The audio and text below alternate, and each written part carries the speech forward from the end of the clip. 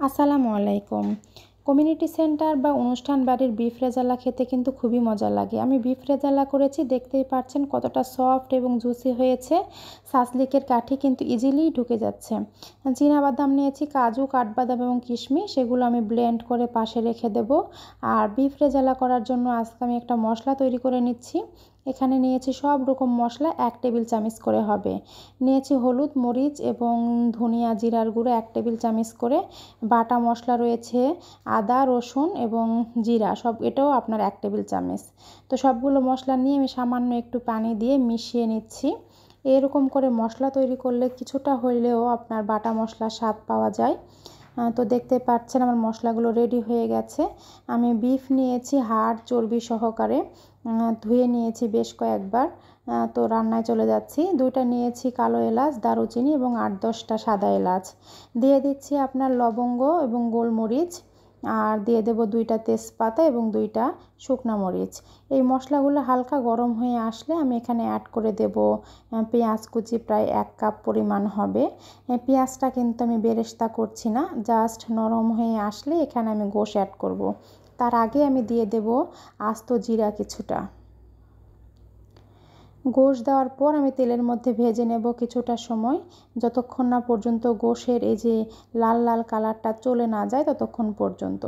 যখন দেখবেন যে গোশের কালারটা চেঞ্জ হয়ে গেছে, ঠিক সেই সময় দিয়ে দিচ্ছি সেই যে মশলাটা তৈরি করে রেখেছিলাম আমি মশলাগুলো। মশলা দেওয়ার পর অনবরত নাড়তে থাকতে হবে, নাড়া বন্ধ করা যাবে না।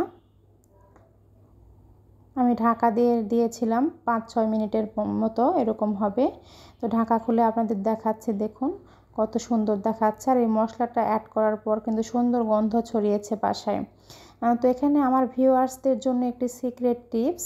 বাবুর্চিরা যেভাবে আপনার বিফ রেজালা করে বা অনুষ্ঠান বাড়িতে যেরকম বিফ রেজালা হয়, তারা কিন্তু বিফ রেজালা করার সময় লবণ প্রথম দিকে ব্যবহার করে না এবং অবশ্যই কিন্তু দুধ দিয়ে বিফ রেজালা তৈরি করে।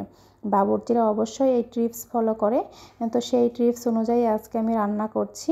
দিয়ে দিয়েছি দুধ, 1 পোয়া পানিতে 4 টেবিল চামচ গুঁড়া দুধ মিশিয়ে আমি লিকুইড তৈরি করেছি। যখন পানিগুলো শুকিয়ে আসছে দিয়েছি জয়িত্রী, জয়ফল এবং সামান্য একটু আপনার গরম মশলার গুঁড়া। জয়িত্রী এবং জয়ফলের ফ্লেভারটা খুবই স্ট্রং হয়, এজন্য সামান্য একটু দিলেই এনাফ, খুব বেশি দেওয়ার দরকার নাই। দেখতেই পেয়েছেন আমি সামান্য একটু করে ব্যবহার করেছি। সবগুলো মশলা দেওয়ার পর আমি নাড়তে থাকছিলাম, আর কালারটাও চেঞ্জ হয়ে আসছে মাশাল্লাহ।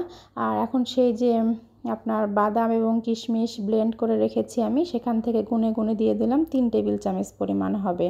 আর এখন দিয়ে দিচ্ছি ফেটানো টক দই সামান্য কিছুটা, আর ফ্লেভারের জন্য দিয়ে দেব কাঁচামরিচ। আমি কিন্তু এখনও এখানে লবণ ব্যবহার করি নাই, আপনারা খেয়াল করেছেন অবশ্যই। প্রথম দিকে লবণ ব্যবহার করলে কি হয়, গোশ থেকে পানি ছেড়ে যায় এবং গোশের মধ্যে যে জুসি ভাবটা সেটিও নষ্ট হয়। তো লাস্টে আমার রান্না প্রায় শেষ, এদিকে আমি মিশিয়ে দিলাম পরিমাণ মতো লবণ।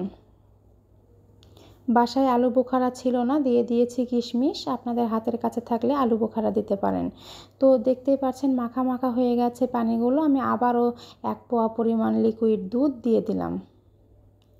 বাদাম দেওয়ার পর কিন্তু নাড়াচাড়া বন্ধ করা যাবে না, নাড়তে থাকতে হবে, তা না হলে তলায় ধরে যাবে। যখন দেখবেন এরকম কালার চলে আসছে, এ পর্যায়ে অ্যাড করে দিচ্ছি সামান্য একটু গোলাপ জল এবং কেওড়া জল।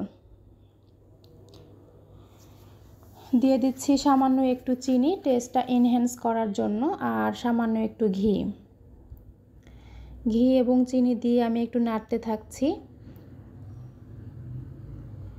ফাইনালি আমার বিয়েবাড়ি বা কমিউনিটি সেন্টারের বিফ রেজালা কিন্তু একদম রেডি টু সার্ভ। এরকম বিফ রেজালা হইলে আমার তো আর কিচ্ছু লাগে না। তো আপনারা ট্রাই করতে পারেন এভাবে। আসসালামু আলাইকুম।